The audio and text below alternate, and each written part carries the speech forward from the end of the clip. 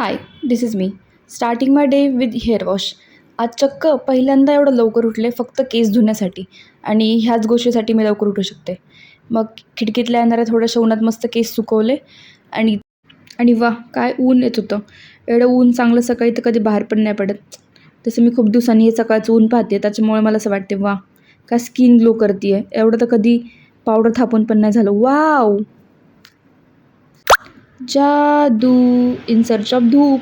आणि फायनली केस सुकले आणि मी 4 केस माझ्या डोक्यावरचे इथं फ्लेक्स केले. खिडकीतून येणारं ऊन कमी पडलं म्हणून मी डायरेक्ट खिडकीच्या बाहेरच तोंड काढलं आणि ही सगळी तयारी चालली होती बाहेर जाण्यासाठी. हा राडा बघून तुम्हाला तर कळालंच असणार आहे. आता मी बाहेर जाते सिद्धीच्या घरी, त्याच्यामुळे पटापट हे सामान पॅक केलं कारण कॉलेज होतं. मी कॉलेज पण केलं आणि रात्री डायरेक्ट कारमध्ये बसलो आणि 90चे गाणे ऐकले.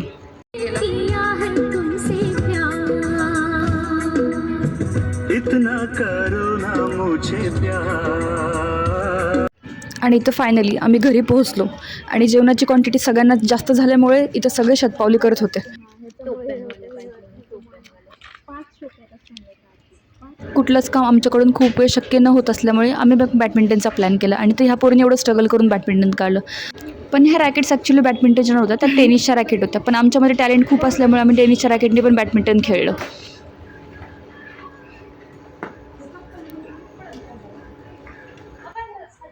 दोघींचं खेळणं होईपर्यंत इथं काय करावं म्हणून आम्ही आमच्या 4 तास प्रवास करून थकलेले चेहरे फ्लेक्स केले. नॉर्मली आपण खूप चांगलं असतो पण असं कधी कधी नाही दिसत. आणि इथं माझी टॅलेंटेड फ्रेंड तिची इनविजिबल असलेली जॉलेन फ्रॉन्ड करत होती. वा काय टॅलेंट आहे. आणि फायनली इथं माझी टर्न आली आणि ऑलिम्पिक का मेडल हम ही लेके जाएंगे या जोशाने ही पोरगी स्टार्ट टू एंडपर्यंत सगळ्यांसोबत बॅडमिंटन खेळत होती. आणि इथं आम्ही ॲक्च्युली एका ब्लॉगचा इंट्रो शूट केला पण तो ब्लॉग पुढे कंटिन्यू झालाच नाही. हॅलो गाईज, आम्ही सिद्धीकडे आलात गाईज. आम्ही एक काम खूप वेळ नाही करू शकत. ही प्रथा कंटिन्यू ठेवण्यासाठी आता मी बॅडमिंटन बंद केलं आणि मग जाम थकल्यामुळे मस्त झोक्यावरती थंड हवा खात बसलो. इथं बसून सगळ्या जगाच्या गप्पा मारल्या आणि ते झाल्यानंतर सगळे झोपायला गेलो. खूप जाम थकलो होतो, त्याच्यामुळे ओके बाय.